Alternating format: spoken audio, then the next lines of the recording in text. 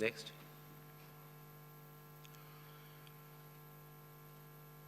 किसी भी मतदाता के लिए जो उसकी अर्हताएं हैं वो संविधान के अनुच्छेद 326 में लिखी गई हैं, अर्थात भारत का नागरिक होना, कम से कम आयु 18 वर्ष की होना, उस विधानसभा क्षेत्र का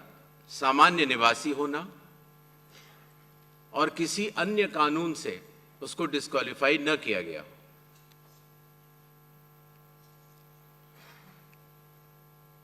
एसआईआर की आवश्यकता के बारे में काफी चर्चा हो चुकी है, लेकिन फिर भी चुनाव आयोग एक बार आपको बताना चाहेगा कि चुनावी कानून के तहत हर चुनाव से पहले इलेक्टोरल रोल का रिवीजन आवश्यक है, और या जब भी चुनाव आयोग आवश्यकता अनुसार निर्धारित करे। विगत कुछ दशकों से लगभग हर राजनीतिक पार्टी ने मतदाता सूची के शुद्ध न होने के ऊपर चुनाव आयोग को लगातार शिकायतें दी हैं। पहले सन 1951 से लेकर 2004 तक लगभग 8 बार स्पेशल इंटेंसिव रिवीजन इस देश में चुनाव आयोग ने कराया है, और आखिरी इंटेंसिव रिवीजन लगभग 21 साल पहले 2002 से लेकर 2004 की मियाद में पूरा किया गया था। इस लंबे दौर में, 2 दशकों से भी अधिक लंबे दौर में, मतदाता सूची में कई परिवर्तन आवश्यक हो जाते हैं, जैसे कि भारत की विकास गाथा के साथ साथ लोगों का माइग्रेशन के साथ साथ कई बार उनका वोट पुरानी जगह भी बना रह जाता है और नई जगह भी बन जाता है, अर्थात एक से जगह ज्यादा रजिस्टर होने वाले वोटर्स।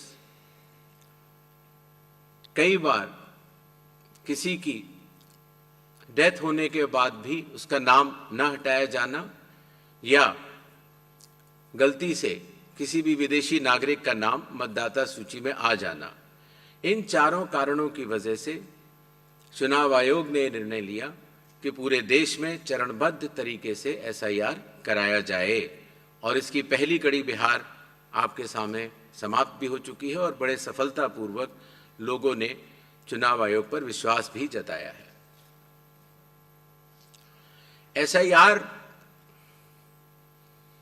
करते समय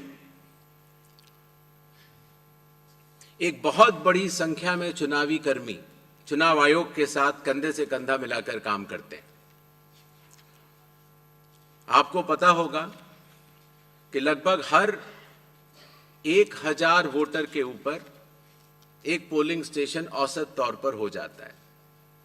हर पोलिंग स्टेशन पर एक सरकारी कर्मचारी बूथ लेवल ऑफिसर के तौर पर कार्य करता है। एक विधानसभा क्षेत्र में 300 या 400 के बीच में लगभग पोलिंग स्टेशंस होते हैं, और हर विधानसभा क्षेत्र में एक इलेक्टोरल रजिस्ट्रेशन ऑफिसर होते हैं। वो भी सरकारी कर्मचारी होते हैं और एसडीएम के स्तर के होते हैं, और उनके अंडर में ये सारे बीएलओज कार्य करते हैं। इलेक्टोरल रजिस्ट्रेशन ऑफिसर को सहायता करने के लिए assistant electoral officer registration officers भी होते हैं, जो कि लगभग हर तहसील में एक या उससे अधिक होते हैं। ईआरओ एक सब डिविजनल मजिस्ट्रेट के लेवल का अधिकारी होता है, जिसकी कानूनी जिम्मेदारी होती है कि वो मतदाता सूची ड्राफ्ट तैयार करे, जनमानस से मिले हुए क्लेम्स एंड ऑब्जेक्शंस को रिसीव करे और उनके ऊपर एक निर्णय ले, और उसके बाद एक फाइनल मतदाता सूची प्रकाशित करे। ईआरओ के इस निर्णय के बाद, अर्थात फाइनल मतदाता सूची प्रकाशित करने के बाद, अगर किसी भी सिटीजन ऑफ इंडिया को उस विधानसभा क्षेत्र में रहने वाले किसी भी मतदाता को अगर कोई भी अपील करनी हो तो वो उस जिले के जिला अधिकारी के पास कर सकता है, और अगर वह जिलाधिकारी के निर्णय से भी असंतुष्ट हो तो उस राज्य के चीफ इलेक्टोरल ऑफिसर के पास अपनी सेकंड अपील दायर कर सकता है। यह मैं इसलिए आपको बता रहा हूं कि बिहार में सभी राजनीतिक दलों के साथ मिलकर जब एसआईआर हुआ,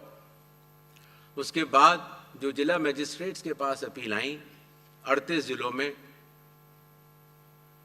वह शून्य थी। अर्थात ईआरओ और इलेक्टर्स ने मिलकर और बूथ लेवल एजेंट्स ने मिलकर बहुत ही अच्छा काम किया।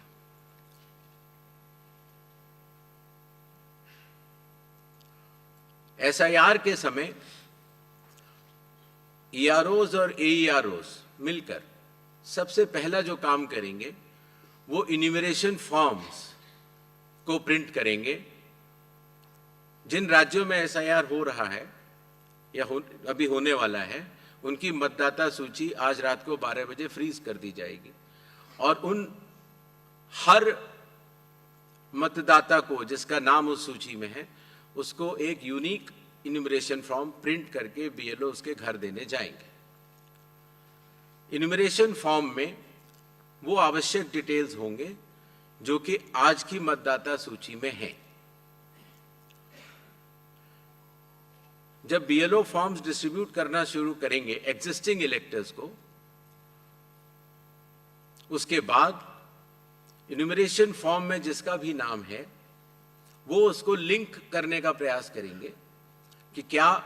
उन्हीं का नाम 2003 की सूची में था। अगर था तो उनको कोई भी कागज और नहीं देने होंगे।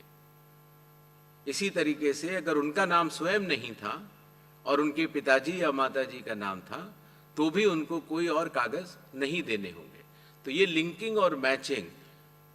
बिहार जब हमने एसआईआर किया था तो सिर्फ बिहार की अवेलेबल थी, और आज पूरे देश की 2002 से 4 में हुए एसआईआर की मतदाता सूची जो लिंक दिया गया है voters.eci.gov.in पर कोई भी देख सकता है और इस मैचिंग को स्वयं भी कर सकता है। बीएलओज, बूथ लेवल ऑफिसर्स एसआईआर की प्रमुख कड़ी होते हैं। जब वो घर जाते हैं तो कई बार ऐसा भी हो सकता है कि किसी और व्यक्ति की उम्र उस घर में 18 साल के ऊपर की हो गई हो, तो हाथ की हाथ उसी समय वो उनका फॉर्म 6 भी भरवा लेंगे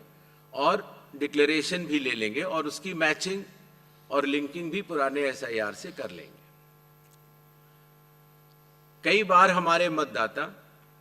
अगर पढ़ने या लिखने में उनको दिक्कत है तो बूथ लेवल ऑफिसर उनको इन्यूमरेशन फॉर्म भरने में मदद भी करेगा, और मदद करने के बाद इस तरह के सारे इन्यूमरेशन फॉर्म्स मैचिंग और लिंकिंग करने के बाद वो ईआरओ और एईआरओ को